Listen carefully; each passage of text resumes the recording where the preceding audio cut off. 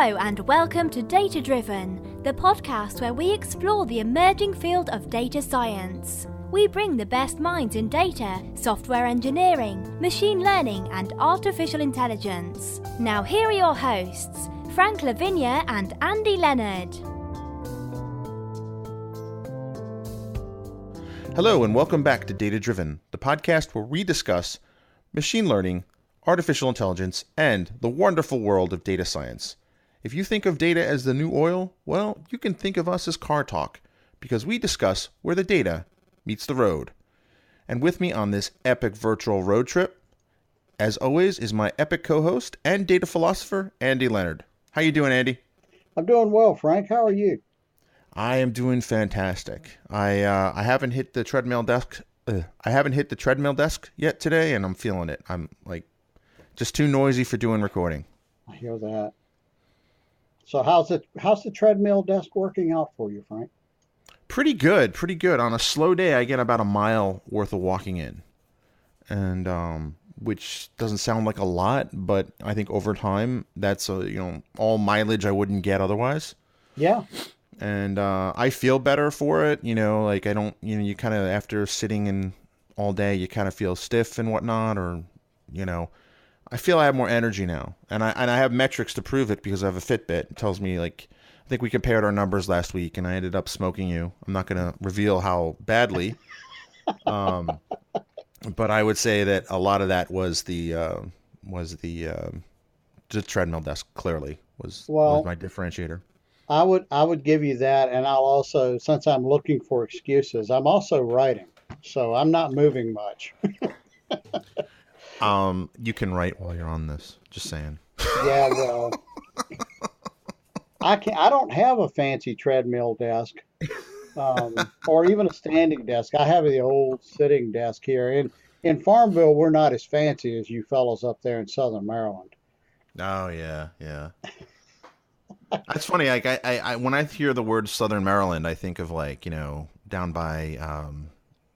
by Virginia Beach and stuff. Not Virginia Beach, but the peninsula. I don't think of Montgomery County, Maryland, as Southern Maryland. I think of it as kind of like, DC kind of.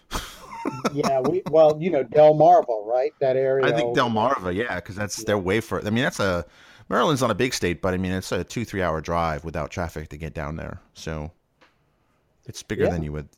I wouldn't want to walk it. Let me put it that way. And Maryland, that part of Maryland, I think, is very pretty. Oh, it's gorgeous. The peninsula is beautiful. We went to Ocean City early, just before Memorial Day, and we drove, kind of meanderingly back through Delaware and the Eastern Shore. It was beautiful. So did you do the Wayne's World thing about Delaware? No. Do you remember the Wayne's World thing about Delaware? I feel like I should know it, but I don't. I'm shocked. I know a movie reference that you don't remember. Wow. That's crazy talk. Well, I am older than you, so. No, they were doing the green screen. They were trying out the green screen. And they were putting postcards up behind them. And, of course, they were doing one for California or something. They were acting like they were surfing and things like that. And they brought one up from Delaware. And they just kind of stood there and stared into the camera and said, "Hello. We're from Delaware." Delaware's not known for a lot of things. I think possibly Joe Biden might be it.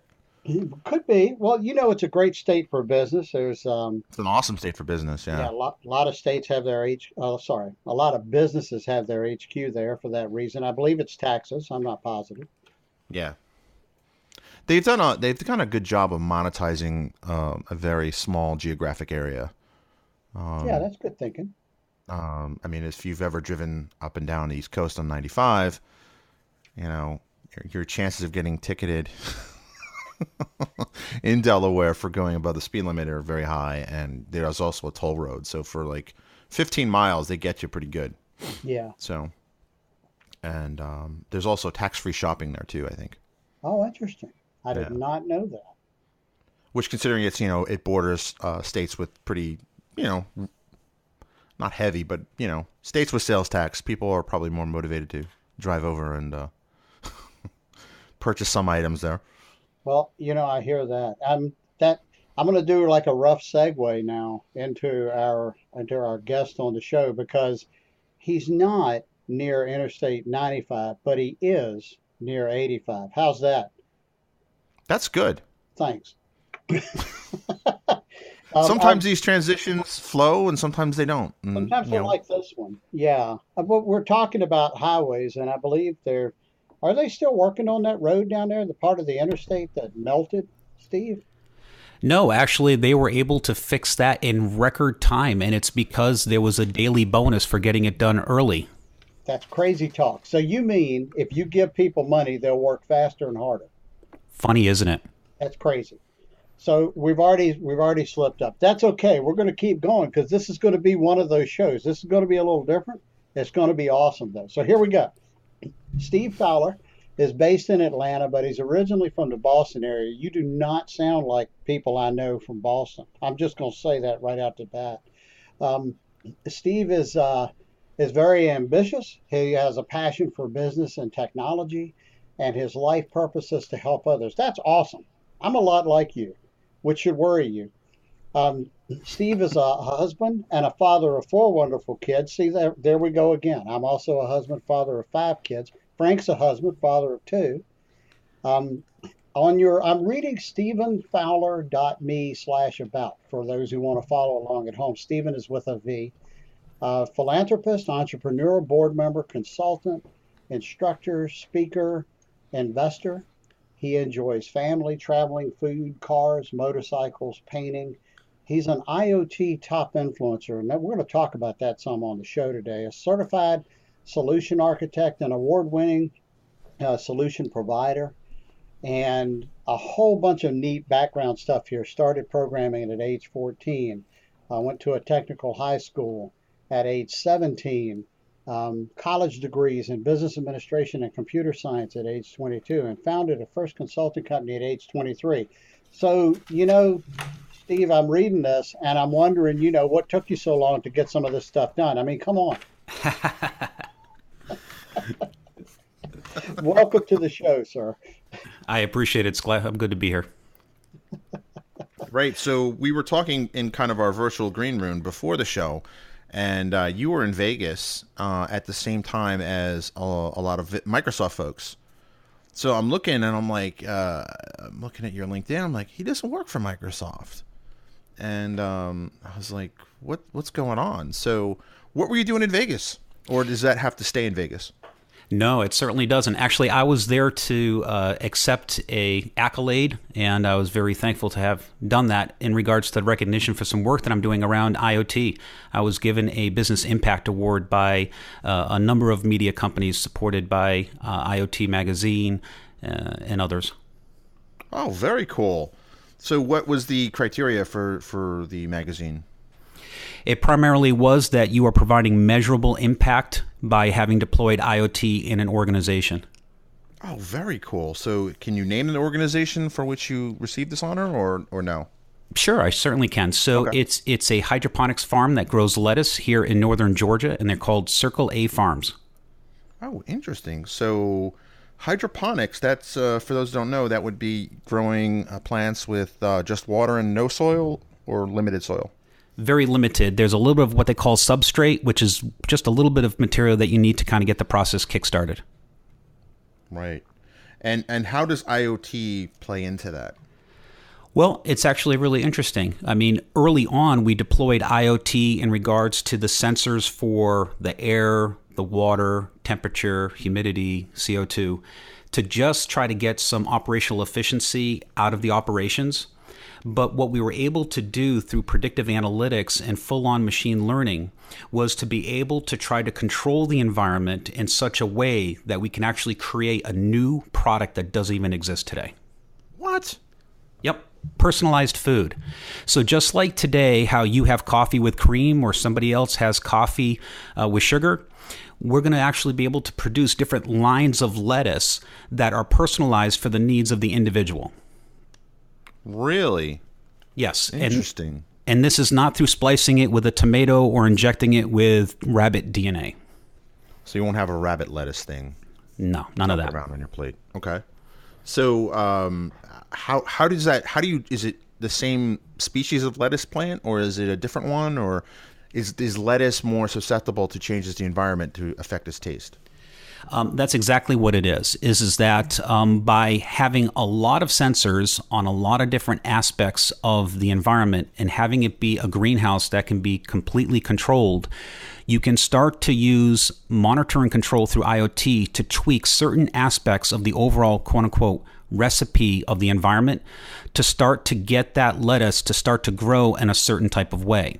And what we're doing is we're sending out samples of water and the actual product itself to Clemson University to have a complete spectral analysis done of the actual product. And what we're trying to do is move it in a way that we're actually reducing the potassium level in lettuce. Potassium is what makes green vegetables taste really bitter, which is why a lot of kids tend not to like it. So if we can reduce the bitterness of the product, it's going to be kid friendly. Another added advantage to that is that in the local Atlanta area, there's a lot of folks that are dialysis patients because of the demographics of the Southeast. Those folks, if they have potassium, it could kill them. So now that same product that's kid-friendly, mind you, it doesn't taste like an Oreo, but it tastes really good, can also be used for this population. So folks who probably have not been able to have certain vegetables for a while now have an improved quality of life by being able to have this product. Oh, wow. So they have more healthy food options too. Exactly. That's really interesting. How did you get into making lettuce? Well, so the journey that I had in regards to as being a technologist and the work that I did around cloud enablement, and then really wanting to really kind of tackle and leveraging IoT to further impact organizations, I was actually a customer of this farm. And through talking with him, I asked him about what kind of monitor and control that he had within the environment. And he shared with me, quite frankly, that it was inadequate. It was all passive, no active alerts or notifications and stuff. And so we started that conversation on how to improve operations. And it just led to some really exciting conversations and work that we're doing with them today. Interesting. So did you get started with off-the-shelf kind of pre-built agriculture sensors, or did you kind of roll your own with Arduinos and Raspberry Pis? Yeah, so we basically rolled our own. Basically what we're using is the Node MCU module, which is an open ARM architecture. And then we used a blend of both commercial and industrial sensors within the greenhouse. And then we use kind of standard protocols to collect that telemetry and get it up into the cloud. And then from there, we started doing a lot of heavy and deep analysis on it. Wow. Hey, Andy. Yes, sir. You live in Farmville, and didn't you get some Arduinos and Raspberry Pis for your birthday? I did, in fact, and I'm going to dig into that. I haven't had a chance yet to play because, like I said, I've been writing. But I'm very fascinated listening to you talk about this, Steve. I have a background in manufacturing automation, and I've done some stuff around agriculture. I mentioned this with an earlier guest. We were talking with Donald Farmer a few months ago, and one of the coolest bids I ever did was for a fish farm, and we were trying to detect the pounds of fish that were present in the fish farm by things like the amount of oxygen in the water, the amount of oxygen depletion in the water, the rate, I should say, of oxygen depletion, and things like that. So I am fascinated with what you're doing. My background is electronics engineering tech. Absolutely fascinated by the instrumentation, the systems control and data acquisition, as we used to say back in the old days when years began with a 1. And really neat. I'd love to hear everything you want to share with us about this. This sounds fascinating. Yeah, and I could talk about it for hours, and do. Well, we'd be happy to have... Sorry, go ahead. No, Andy, you go ahead. I was just going to say it's nice that not only did you do this, but that you received the recognition in the form of this award. That has to be an awesome feeling. It certainly is. I mean, it really is good to be recognized for the work that we do. So has the farm seen an uptick in sales? Have they gotten... What's the... because I'm sure there's going to be people kind of scratching their heads, and the tech is totally cool.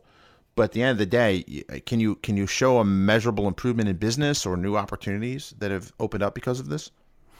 Sure, absolutely. So short term, we were wanting to improve using less water, using less electricity, improving the yield, and then improving the quality. And so we've already started doing some of that. The longer pole in the tent is going through seasonally, moving into a place where we're creating these new products. Interesting. Now, because it's in a greenhouse and because it's so tightly controlled, you can grow these year-round? Yes, that is correct. And the yield during the summertime is about 4 weeks, and the yield in the wintertime averages more around 12 weeks. And so what we're trying to do, once again through IoT, is to create the environment of summer year-round to improve yield and profits. Interesting. That has some interesting implications for kind of urban farming. Well, it's even much broader than that. Consider the scenario where there are places like Morocco, Dubai, that really are looking for that next product past oil. Consider the scenario where for a fraction of the natural resources, you could do indoor farming in the middle of the desert. Wow. That's interesting, because that could really turn those Gulf states from oil powerhouses to kind of food powerhouses. Absolutely. Interesting. So a democratization of food. I like this. And besides the fact that when you grow hydroponically, you're not using pesticides and they're not touched by human hands. Literally, the only time the product is touched is with gloves when it actually is put in the container. So there would be a lot less risk of E. coli outbreaks, et cetera, et cetera. Absolutely. Interesting. Bar none, people that try hydroponically grown food tend not to go back to traditional farmed food for a number of reasons. Taste, quality, appearance alone is what does it for them. Wow. That brings up an interesting question. Is the food then sold for a higher price? It is, but it's not an offensive premium that you pay. And I think as we improve yield and do the things that we're doing through technology, wouldn't it be great if we could get those prices to be commensurate to what you find in your local grocery store? Yeah. Wow. Well, and the other thing too is that the different types of produce that you find at the grocery store are not optimized towards nutrition or taste. They're optimized towards what their shelf life is. Absolutely. And the thing is hydroponically grown food actually has a longer shelf life and can actually help allow you to grow the food locally within the market versus a place, let's say Chile, and then having to do all the logistics of getting it to market. Interesting. So this could enable some markets to produce different types of food, and it would hurt kind of export businesses in other places. Correct. Interesting. That sounds disruptive. A bit. So how big is agri-tech? How big is IoT in agriculture these days? Well, it's really segmented in regards to kind of traditional farming, and a lot of people think of IoT in traditional agriculture is putting sensors on the tractors to, only watering certain parts of the farm, only using pesticides on certain parts of the farm, and that's really where big agriculture is. A segment of agriculture is kind of hydroponics, and then its sister, which is aquaponics, which is really closing the entire loop by having fish part of the equation. Interesting. So fish kind of feed off and fertilize the plants, is that? Correct. And then the plants then in turn give the fish what it needs. Interesting. Kind of a sealed ecosystem. Absolutely. That would be interesting research for kind of future space colonization, wouldn't it? Absolutely. And I think, right now to kind of close the loop on aquaponics, that's what hydroponics is trying to solve. Huh. And then in addition, you can farm the fish for food in addition to the plants as well. That's impressive. Yeah, I agree with Frank. That's very impressive.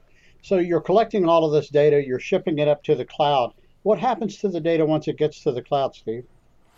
Well, short term, what we're doing is we're actually pulling a lot of that data down into Linux's Anaconda, and we're using the Anaconda platform to do all of our predictive analytics and machine learning.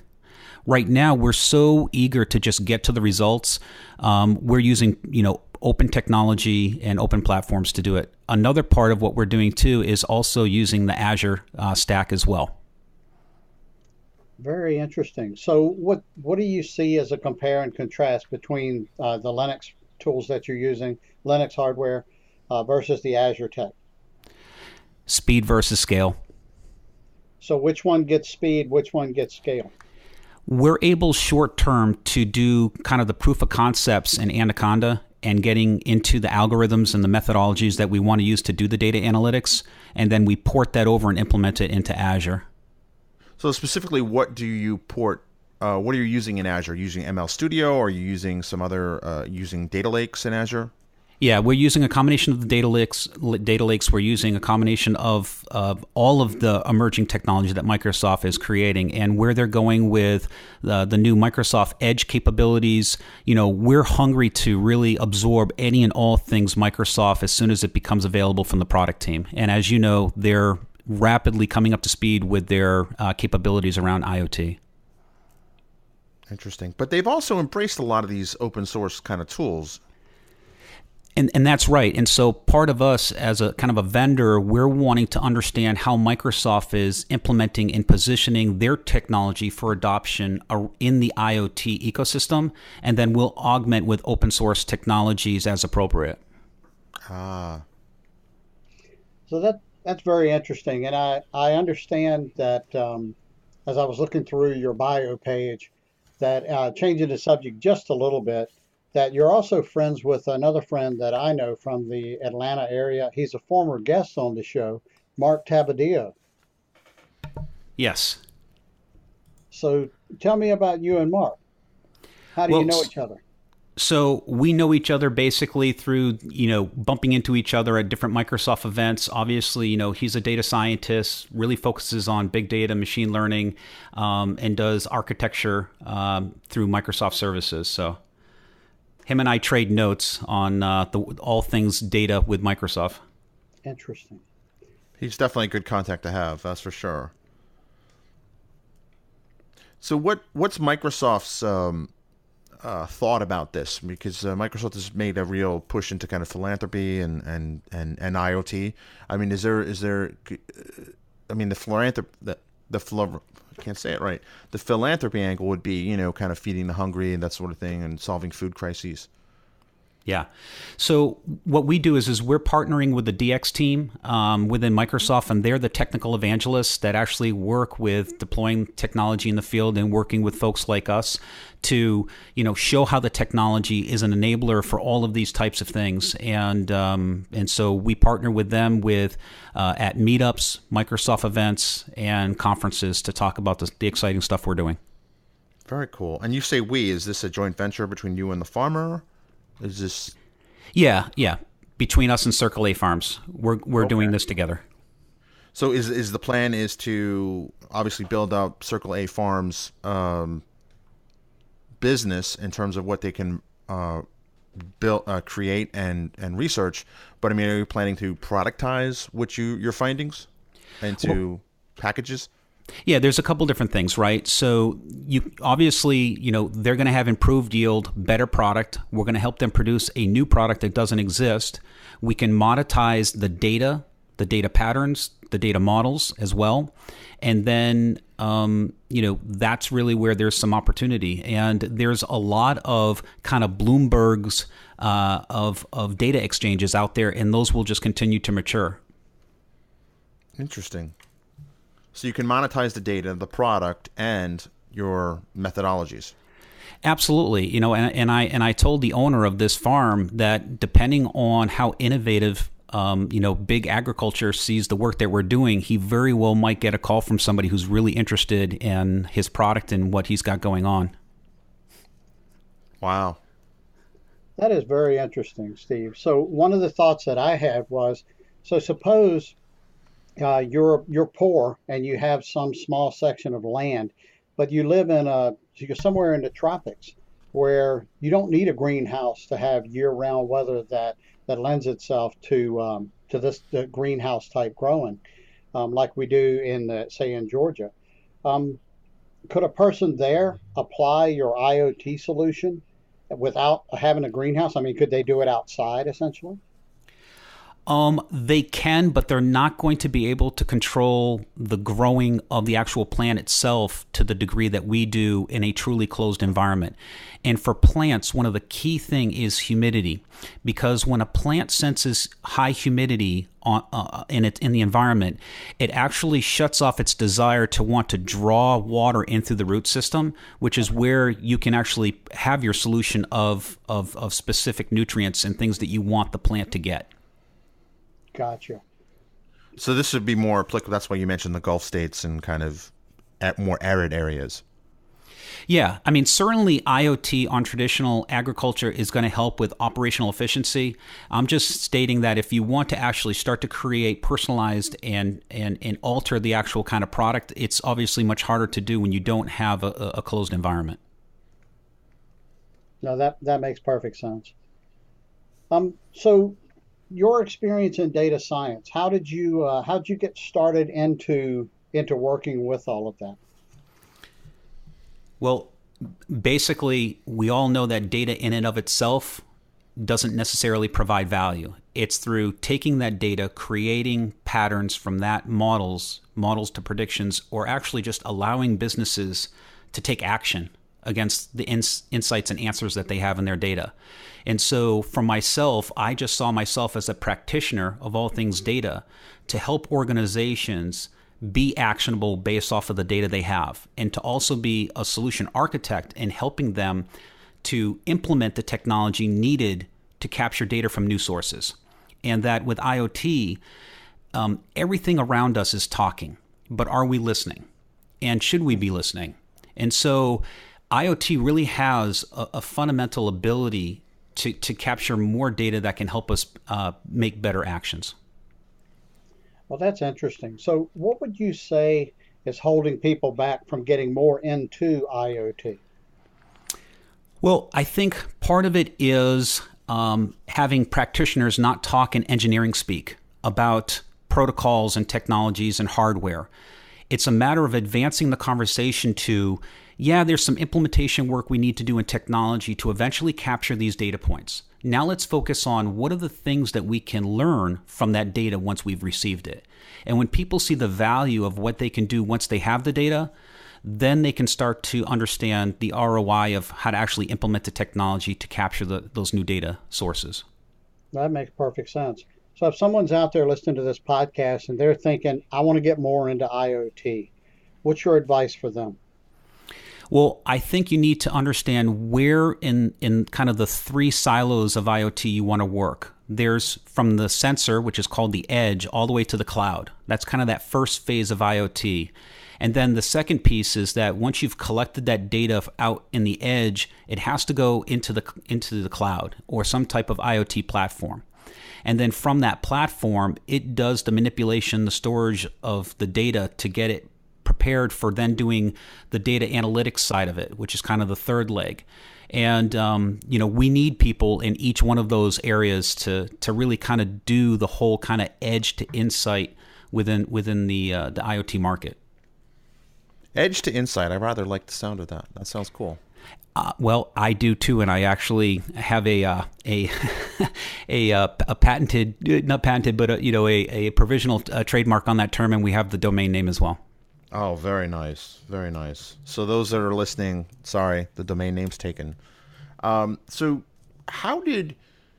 here's a question that I think a lot of people who are wanting to get in this space are going to face this initial objection by. So what was what I'm basically trying to ask is, what was the farmer's first reaction to what you said? Were they excited? Were they kind of scratch their chin and say, or what was their reaction at first? Was there any resistance? So that's a great question. And the answer is this, is that farmers tend not to be technologists. Okay. Not all of them, but a fair amount of them are. When I talked with him, I didn't talk about the technology. I focused merely on the outcomes. And how we started that conversation with him was that he had shared with me, when I asked him about monitor control, He actually said that he had gotten some microorganisms that had gotten into his system and that he had fought to get them out and couldn't, and eventually had to clear his entire production line, costing him over $40,000 within product. And I said, what if I could apply technology to keep that from happening in the future? And that there was the beginning of our business relationship. Interesting. It's about solving problems that are real pain points for individuals. Right. That makes a lot of sense. What was the next step implementation? So the first thing we needed to rapidly do was to prototype the devices, the weather stations, if you will, that we were going to deploy throughout the greenhouse. And then we did that. We got those sensors in, powered up, and starting to collect the data and sending it to the cloud. And then at that point, it was a little bit of a waiting game to get all that time series data to eventually collect so that we could actually start to analyze it. And then how much data did you need before you could start getting a good handle on an analysis? Mm-hmm. Well, because of the way time series data works, some data was very variable. As you can imagine, heat, humidity, constantly changing. Other things like CO2, very minor in regards to its fluctuation and changes. So obviously the minor fluctuation and changes required many more cycles to do analytics on versus the other data that had very rapid changes in it.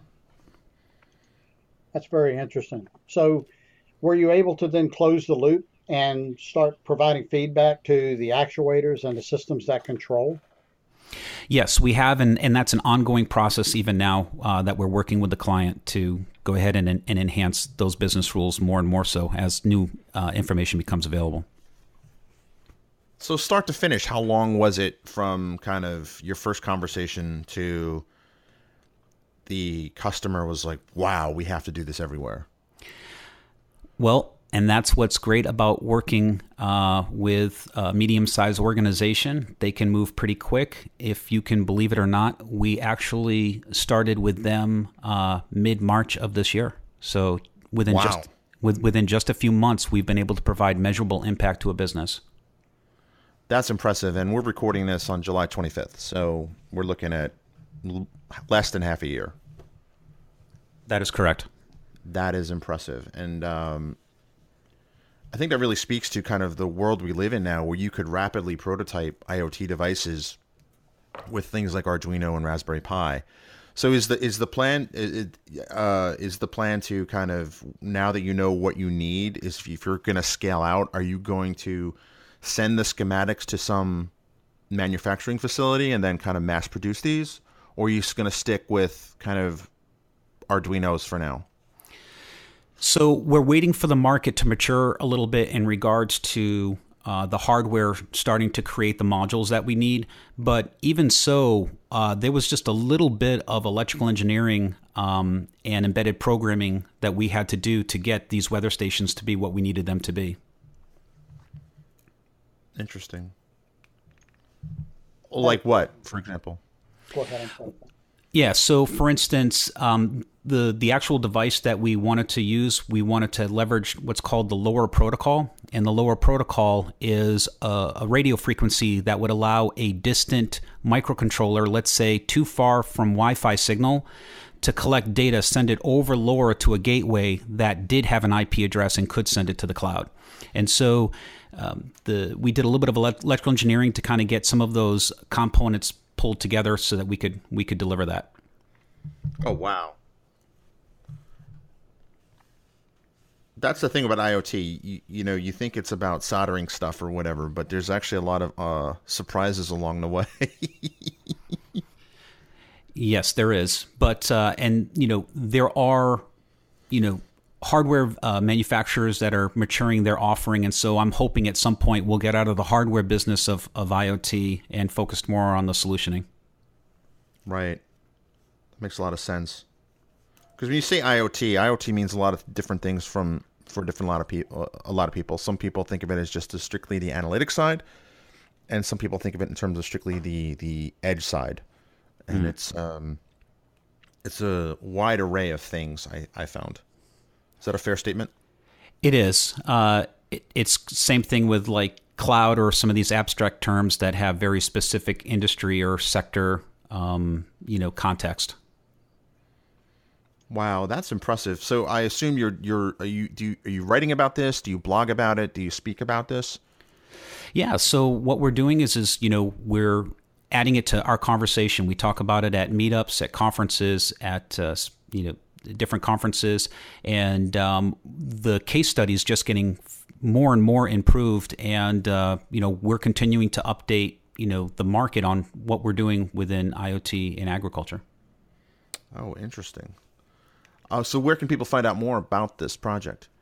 So if you go ahead and follow me at stevenfowler.me, I am always blogging about updates to this case study and where you can find me speaking about it. Very cool. Very cool. So what inspired you to get into this? What was it, just curiosity?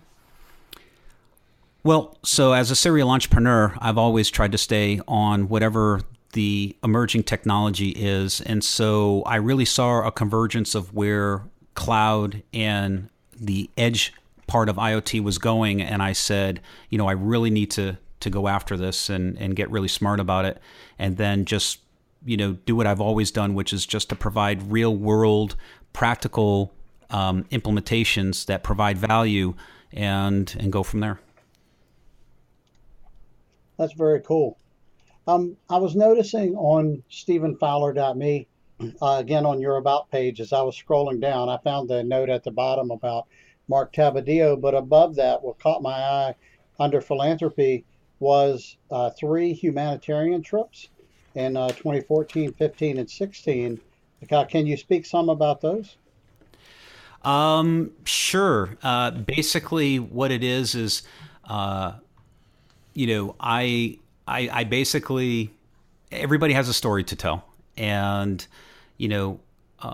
my background is I kind of had a rough childhood, and I was able to kind of come out of that. Technology was a good help in allowing that for me. And so, part of what I try to do is to try to just kind of give back and try to pay it forward. That's very cool. I noticed the locations that you've gone to, Puerto Rico and Honduras.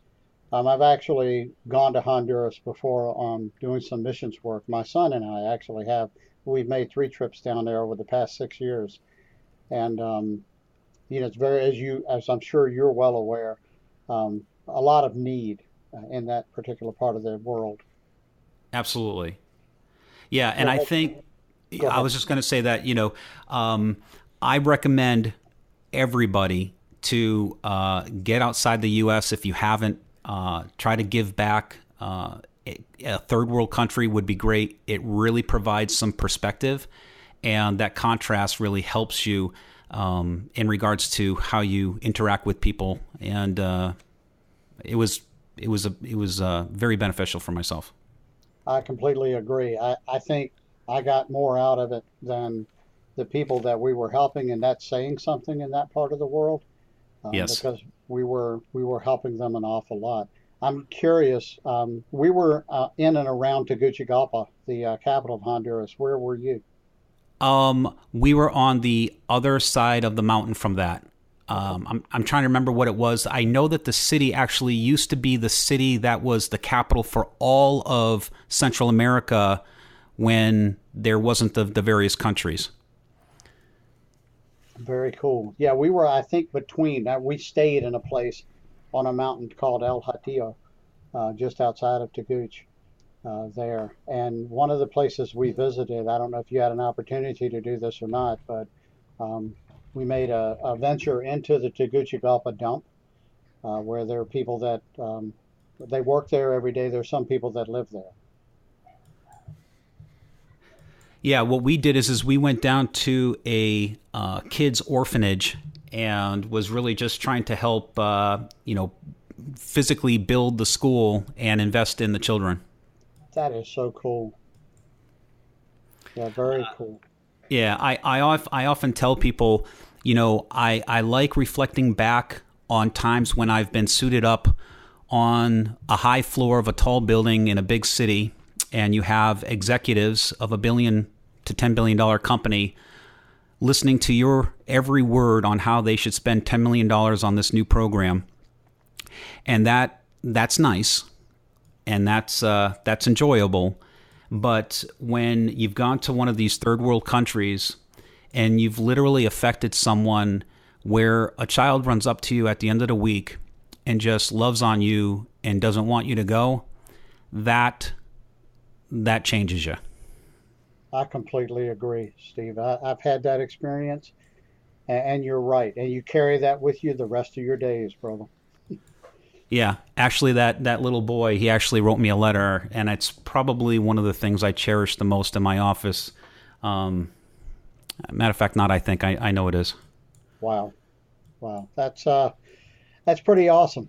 So, gosh, I want to wrap up here, but I've got goosebumps. So, Frank, do you have any other questions for Steve? No, I'm just blown away by the things you've done. It's very impressive, and I will definitely keep an eye on what you're doing in terms of hydroponics and some of the humanitarian work you've done. I think that's awesome. I think more people need to give back. I think it would be a better world if we did, and I think that's awesome. Appreciate it, gentlemen. Thank you so much, Steve. So people who want to learn more about Steven, StevenFowler.me, that's StevenFowler.me.